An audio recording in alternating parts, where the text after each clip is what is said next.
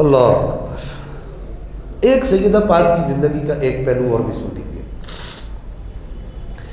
سیدہ پاک رضی اللہ تعالی عنہا و سلام اللہ علیہا، آپ کو اللہ نے ایک خاصیت یہ بھی عطا فرمائی تھی کہ آپ مریم اسلام ہیں۔ صرف یہ ایک جملہ عرض کر کے پھر میں آگے چلتا ہوں۔ آپ مریم اسلام ہیں۔ مریم اسلام کیسے؟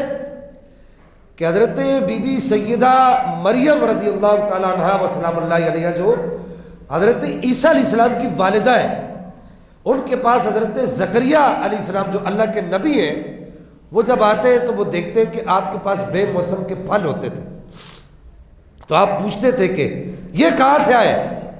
قال یا مریم انا لک ھذا، یہ کہاں سے آئے؟ تو آپ یہ کہتی تھی قالت ہوا من عند اللہ، یہ میرے اس رب نے دیے جو موسم میں اگاتا ہے، وہ مجھے بغیر موسم کے بھی عطا فرماتا ہے۔ سیدہ پاک کا بھی یہی حال تھا کہ آپ جس کھانے کو ہاتھ لگا دیتی تھی یا جس کھانے پر آپ دعا کر دیتی تھی، اللہ تعالیٰ اس میں اتنی برکت عطا فرما دیتا تھا کہ روایات میں آتا ہے کہ نبی پاک اور مولا علی پاک پوچھا کرتے تھے کہ یہ اتنے سارے مہمانوں نے کھا بھی لیا، یہ کھانا ختم کیوں نہیں ہوا؟ تو آپ یہ ارشاد فرماتی قالت ہوا من عند اللہ، یہ مجھے میرے رب نے عطا فرمایا ہے۔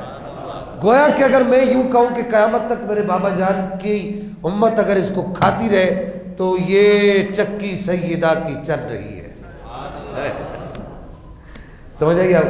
بہت سارے مولوی صاحبان کو یہ شعر سمجھ نہیں آیا تھا جب یہ پڑھا تھا۔ یہ ناسبیت بڑی کتی چیز ہے، اللہ خنزیر بنا دے ناسبی نہ بنائے، یاد رکھو۔ میں کہتا ہوں وہ آدمی خنزیر سے بدتر ہے جس کو میری سیدہ پاک کے فضائل سمجھ نہیں آتے، وہ آدمی خنزیر سے بدتر ہے جس کو اہل بیت اطہار کے ازواج مطہرات کے مولا علی پاک کے امام حسنین کریمین کے فضائل سے بولا جی یہ کیا بات ہے، یہ چکی سیدہ کی چل رہی ہے، زمانہ جتنا لنگر کھا رہا ہے۔ اور میں نے کہا مولوی صاحب عقل کو ہاتھ مارو، روایتوں میں آتا ہے صحابہ کہتے ہیں کہ ہم نے خود دیکھا، صحابیات کہتی ہیں ہم نے دیکھا کہ سیدہ پاک سو رہی ہوتی تھی، حسنین کریمین کا جھولا بھی جھلایا جا رہا ہوتا تھا اور سیدہ پاک کی چکی بھی چلتی رہتی تھی۔ ہاں تو میں نے کہا مولوی صاحب یہ صحیح ہے، سیدہ یہ چکی سیدہ کی چل رہی ہے، زمانہ جتنا لنگر کھا رہا ہے۔ تم نہیں مانتے تو نہ مانو نا یار، میری ملت کے نوجوان کا ذہن تو خراب نہ کرو۔ ہمارا جو سیدہ پاک کے ساتھ جو تعلق ہے، آل بیت کے ساتھ تعلق ہے، اس کو تو خراب نہ کرو۔ نہیں مانتے تو نہ مانو، ہمارے لیے کوئی فرض واجب تو نہیں ہے تمہیں منانا کہ تم مانو ہی مانو بھائی، ہاں نہ مانو بھائی۔ وہ کہتے ہیں پنجابی میں کہتے ہیں خسمہ نو کھا۔ ہاں تو میرے بچوں، میرے دوستوں اور میرے بزرگوں، بس وقت ختم ہو گیا ہے، فکس 2 بجے ہم نے جو ہے وہ اللہ تعالیٰ آپ کو جزائے خیر عطا فرمائے۔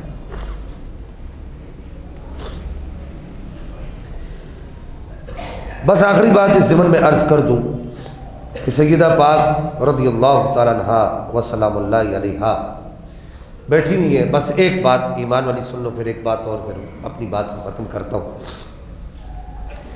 سیدہ پاک تشریف فرمائے حاضر خدمت نبی پاک علیہ الصلوۃ والسلام کے پاس، مولا کائنات بھی تشریف فرمائے حاضر خدمت ہے، امام حسن امام حسین نبی پاک علیہ الصلوۃ والسلام کے دونوں جو ہے وہ گود میں ہے، ایک آپ علیہ الصلوۃ والسلام کی دائیں ران مبارک پر ہے، ایک آپ علیہ الصلوۃ والسلام کی دوسری ران مبارک پر ہے۔ یہ ہمارے عشق کا تقاضا ہے کہ ہم جو نبی پاک کے لیے اور آپ کے گھرانے کے لیے سیدھے کے ساتھ الٹے کا لفظ استعمال نہیں کرتے۔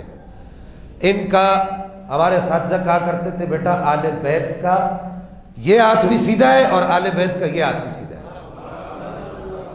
بات سمجھ آئی آپ کو؟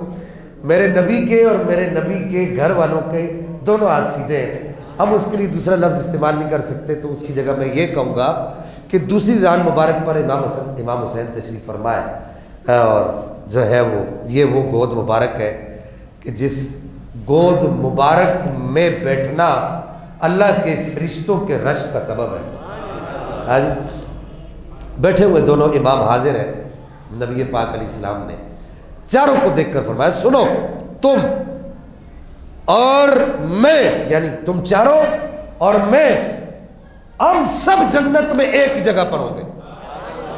اچھا یہ بات سن کر مولا علی سامنے بیٹھے ہوئے تھے تو آپ نے ایک جملہ عرض کیا کہ یا رسول اللہ بندہ نواز فمحبونا، ہم سے محبت کرنے والے کہاں ہوں گے؟ تو نبی پاک علیہ الصلوۃ والسلام نے ارشاد فرمایا من ورائکم، علی جو تجھ سے، تیرے بچوں سے اور تیرے گھر والی سے، میری بیٹی سیدہ سے ہے، جس کے دل میں محبت ہوگی وہ بھی تمہارے پیچھے پیچھے ہمارے ساتھ جنت میں جائے گا۔ وآخر دعوانا الحمدللہ۔